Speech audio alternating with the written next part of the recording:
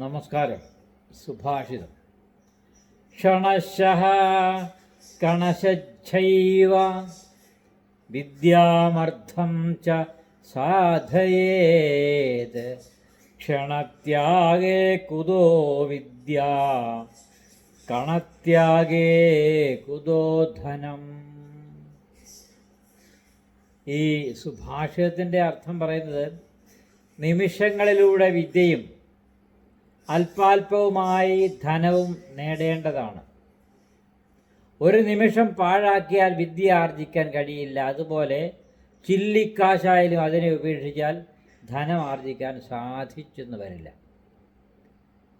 വിദ്യ നേടുന്നത് നിമിഷങ്ങൾ കൊണ്ടാണ്. നമ്മുടെ ജീവിതത്തിൽ നമ്മളെല്ലാം എന്തെങ്കിലും ആയിത്തീരണമെങ്കിൽ അതിനൊക്കെ ഒരു സമയ ക്ലിപ്തത ഉണ്ടാവണം.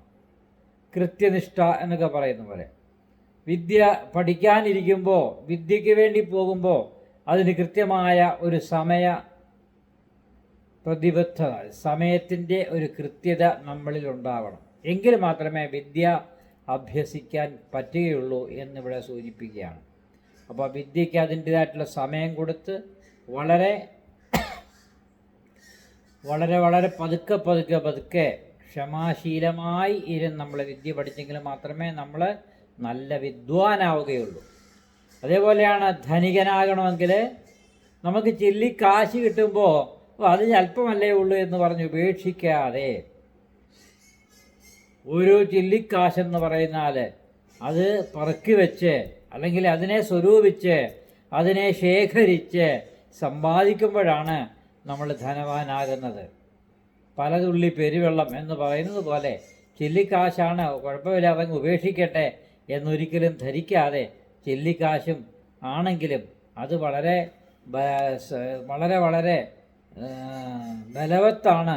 ആ ഓരോരോ തുള്ളികൾ, ഓരോരോ ചില്ലിക്കാശുകൾ ചേരുമ്പോഴാണ് ഒരു വലിയ ധനമായി മാറുന്നത് എന്ന ബോധം നമ്മളിൽ ഉണ്ടാവണം എന്നാണ് ഇവിടെ സൂചിപ്പിക്കുന്നത്.